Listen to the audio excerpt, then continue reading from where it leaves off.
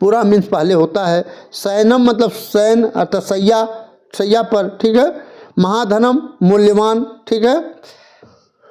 विबोध से जगाए जाते थे, यह मीन्स जो, ठीक है। स मीन्स वही, ठीक है। आज क्या हो गया, अशिवई शिवा रुतई से निद्रा निद्राम जहास, अशिवई शिवा रुतई निद्राम जहास, अर्थात अशिवई अमांगलिक सियारिनियों की आवाज़ों के द्वारा निद्रा को अर्थात नींद को जहाज छोड़ रहे हैं, ठीक है। पहले क्या था और अब क्या है, इसी को द्रौपदी बता रही है, ठीक है, युधिष्ठिर से, ठीक है। आइए फिर हम लोग विभक्ति देख लेते हैं, ठीक है। यहाँ है पुराधिरूढ़, पुराधिरूढ़ है, प्रथमा का एक वचन है, ठीक है। सैनम, ये सैनम है, इसमें द्वितीया का एक वचन है, सैनम में द्वितीया का एक वचन है, और महाधनम में भी द्वितीया का एक वचन है, ठीक है। द्वितीया का एक वचन है, और महाधनम क्या है, नपुंसक लिंग का शब्द है, ठीक है, नपुंसक लिंग।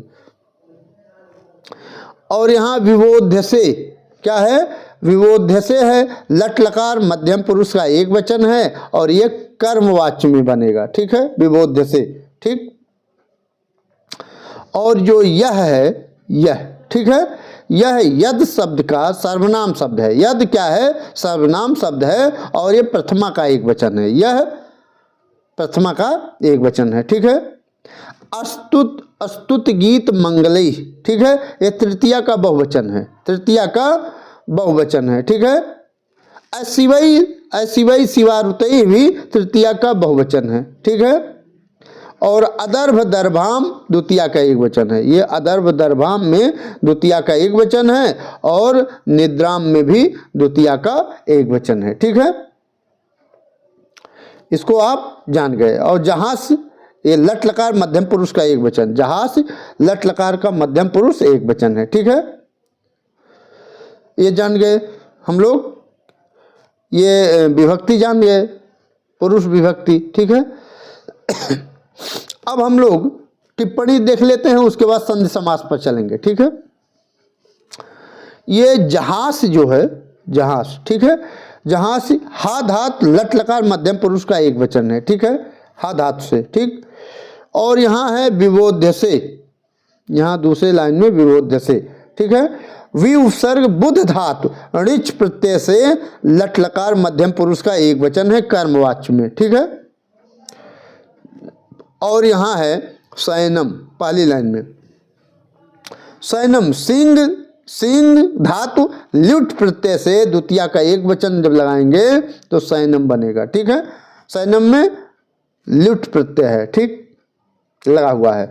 अधिरूढ़ है, क्या है, अधिरूढ़ है, यहाँ है ना, पूरा छोड़ दीजिए, अधिरूढ़ है, ठीक है। अधिरूढ़ है, अधि उपसर्ग रू धातु तय प्रत्यय प्रथमा का एक वचन है, ठीक। उसके बाद अस्तुत गीत, यहाँ तक अस्तुत गीत, ठीक है। अस्तुत गीत में तीन प्रत्यय लगा हुआ है, स्त्रीलिंग का एक शब्द है, ठीक है, अस्तुत गीत, ठीक। और अधिशय्य, यहाँ है अधिशय्य, ठीक है। अधिशय्य में अधि, अधि उपसर्ग सिंह धात से लेप प्रत्यय लगाएंगे तो अधिशय्य बनेगा, ठीक है, इसमें लेप प्रत्यय है। उसके बाद शिवा रुतई, शिवा रुतई सबसे नीचे लास्ट में, शिवा रुतई, रुतई रू और तय प्रत्यय लगाएंगे तृतीय का बहुवचन में, यह शिवा रुतई बनेगा, ठीक है। टिप्पणी भी देख लिए, विभक्ति भी देख लिए, व्याख्या भी देख लिए, ठीक है। अब क्या हम लोग देखने वाले हैं, अब हम लोग देखेंगे संधि देख लेते हैं, ठीक है। संधि पुराधिरूढ़ है, यहाँ देख लीजिए, पुराधिरूढ़ में दीर्घ संधि है, ठीक है। इसका संधि विच्छेद क्या होगा, पुरा धन अधिरूढ़ है, पुरा धन अधिरूढ़ है, पुराधिरूढ़ है, अक सवर्णे दीर्घ है से सूत्र से दीर्घ संधि हुआ है, ठीक है।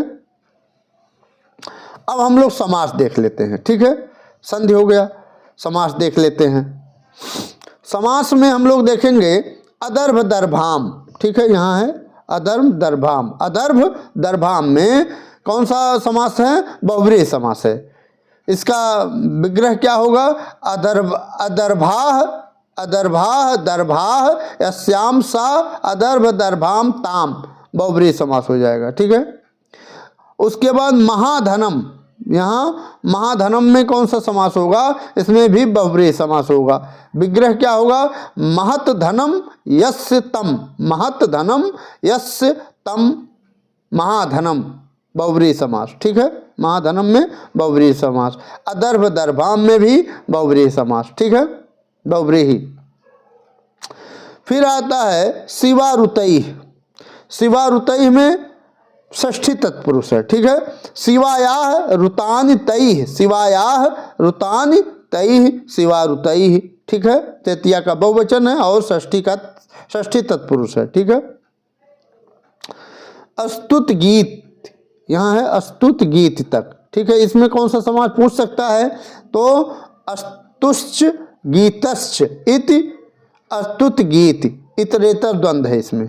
क्या है? इतरेतर द्वंद्व समास। ठीक है।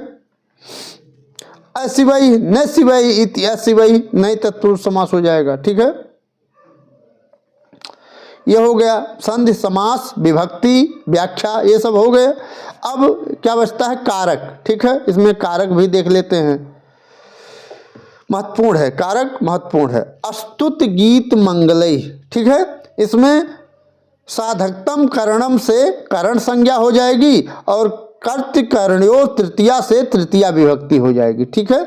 कर्तकर्ण्यो तृतीया से तृतीया विभक्ति लगी हुई है। ठीक है।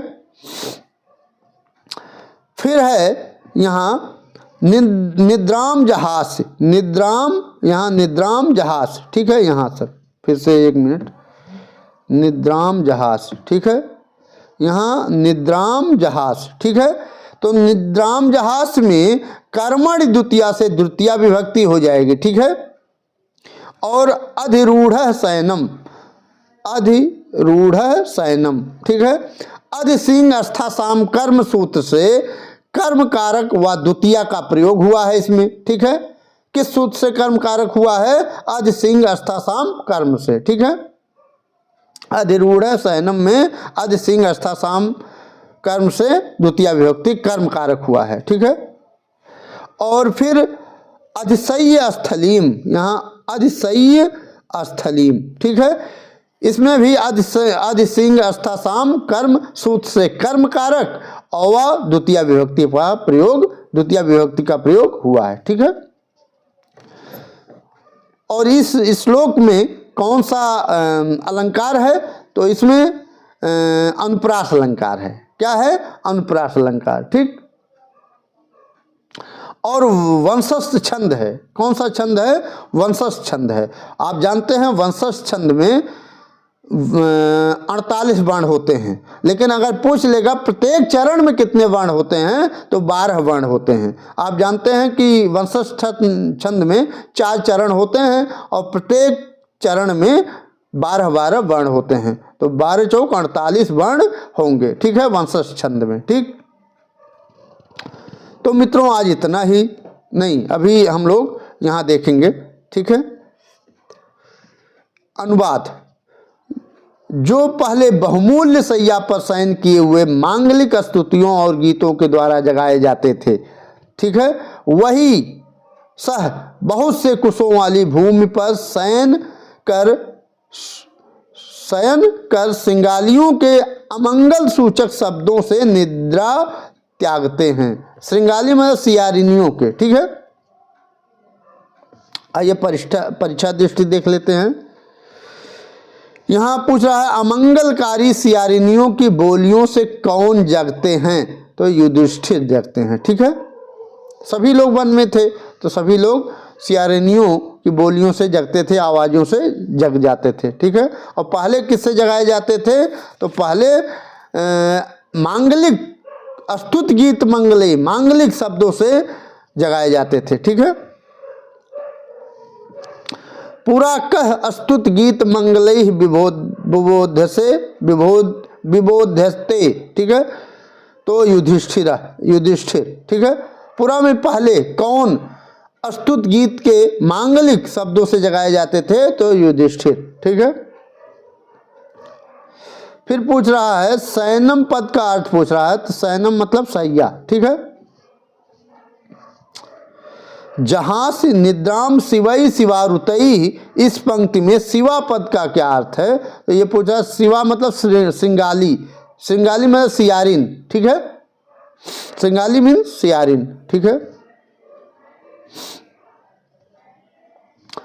तो मित्रों, इस वीडियो में इतना ही। यह वीडियो आपको कैसी लगी, हमारी व्याख्या कैसी लगी, इसको ज़रूर कमेंट में बताइएगा। अच्छा लगा हो तो इस वीडियो को लाइक कर दीजिएगा, चैनल को सब्सक्राइब कर लीजिएगा, अन्य बच्चों को भी बता दीजिएगा। अच्छी तरह से ये वीडियो यह श्लोक का वाचन करने के बाद इसकी व्याख्या की गई है। ठीक है। और बनने वाले प्रश्न भी इसमें बताए गए हैं। ठीक है। इस अगर आएगा तो इस श्लोक से अगर प्रश्न पूछता है तो बाहर नहीं जाएगा। अगर इस श्लोक से प्रश्न पूछता है तो इसी में जो मैंने बताया है उसी से प्रश्न बनने वाले हैं। ठीक है।